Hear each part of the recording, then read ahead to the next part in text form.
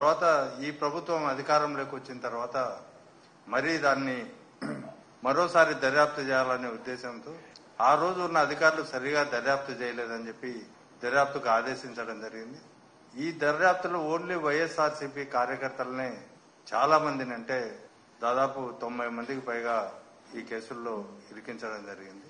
ఇందులో ట్విస్ట్ ఏంటంటే దీంట్లో కంప్లైంట్ ఇచ్చింది తెలుగుదేశం పార్టీ ఆఫీసులో ఆనాడు ఆపరేటర్ గా పనిచేస్తున్నటువంటి సత్యవర్ధన్ అనే ఒక అబ్బాయి ఆ రోజు దాడికి సంబంధించిన కంప్లైంట్ ఇస్తే ఈ కేసు విచారిస్తున్న సందర్భంగా ఫిబ్రవరి 10 నాడు కోర్టుకు వెళ్లి నాతో సాక్షిగా సంతకం తీసుకున్నారు, నేను ఎవరిపైనా కంప్లైంట్ ఇవ్వలేదు అని చెప్పడం, అక్కడున్న జడ్జి గారు ఎవరైనా నిన్ను బెదిరించారా, నీ అంతకు నువ్వే స్వేచ్ఛగా స్వచ్ఛంగా ఈ స్టేట్మెంట్ ఇస్తున్నావా అని అడిగిన సందర్భంలో నా అంతా నేనుగా నా ఇష్టపూర్వకంగా ఇస్తున్నాను, ఆ రోజు సాక్షిగా ఉండు అని కింద సంతకం పెట్టించుకొని నేనే కంప్లైంట్ ఇచ్చినట్టు కంప్లైంట్ తయారు చేసినట్టు, నాకు ఈ కేసుకు ఎలాంటి సంబంధం లేదు, నాకు ఈ కేసు గురించి ఏ విషయం తెలియలేదు అని స్పష్టంగా చెప్తే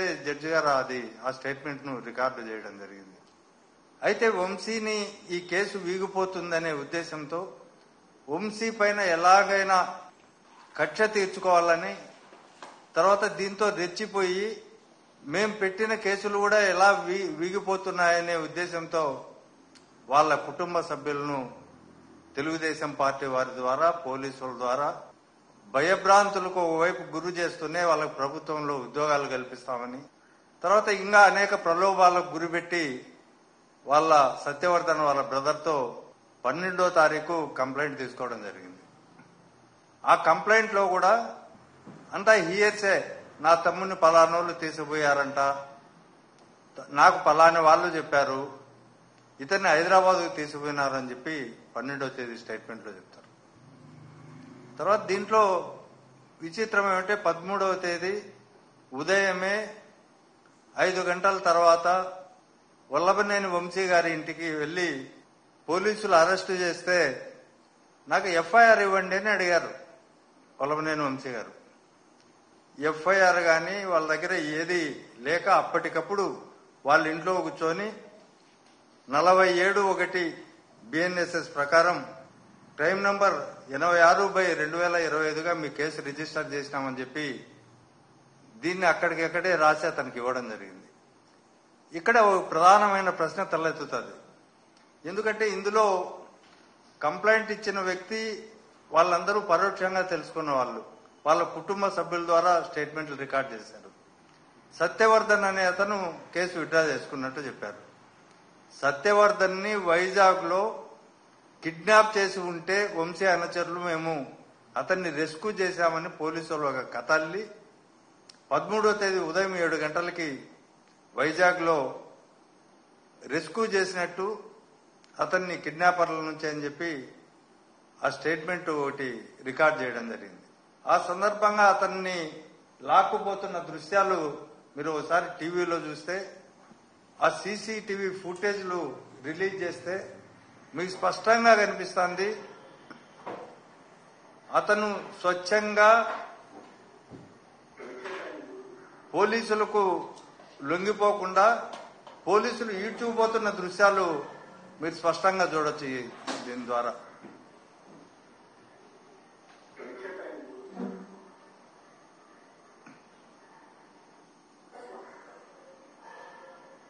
అతను పరిగెత్తుతున్నాడు, అతన్ని లాక్కెళ్తున్నారు పోలీసులు బలవంతంగా.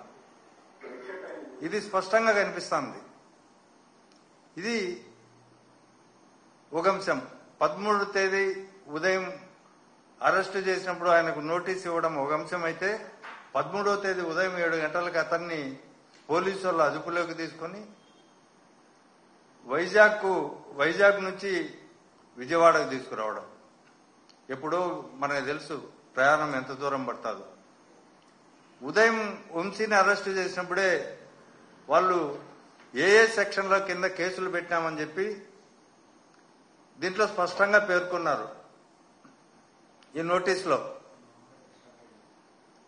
అంటే సత్యవర్ధన్ ఏది చెబితే అదే దాని ప్రకారం కేసులో సెక్షన్స్ నమోదు చేయాల్సింది పోయి ముందే వీళ్ళు ఏ సెక్షన్ల కింద నేరాన్ని మనం నమోదు చేయాలి అనే ఉద్దేశంతో ముందు సెక్షన్లుగా నమోదు చేయడం, తర్వాత non bailable sections, life imprisonment sections పెట్టి తర్వాత దాన్ని డెవలప్ చేసి తను సత్యవర్ధన్ వైజాగ్ నుంచి ఇక్కడికి వచ్చిన తర్వాత స్టేట్మెంట్ రికార్డ్ చేయడం 13వ తేదీ జరిగింది. ఇది స్పష్టంగా ఇది మనం చెప్పడం కాదు, ఇక్కడ మీరు చూడండి.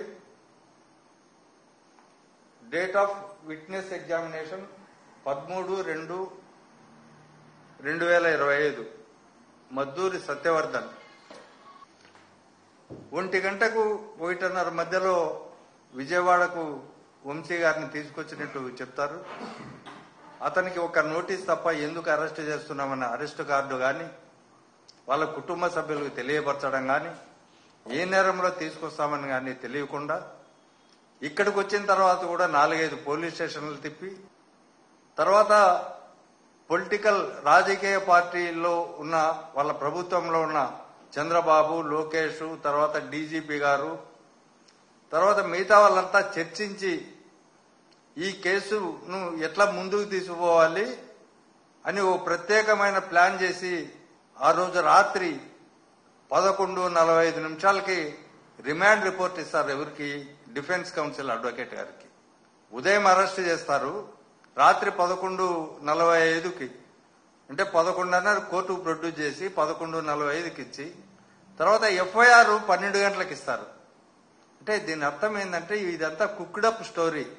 దీన్నంతా వండి వార్చి అందరితో సంప్రదించి ఉన్నతాధికారులతో రాజకీయ నాయకులతో సంప్రదించిన తర్వాత ఎన్ని రోజులు వీలైతే అన్ని రోజులు వంశీని జైల్లో పెట్టడానికి పెట్టిన కేసులు తప్ప మరొకటి కాదు.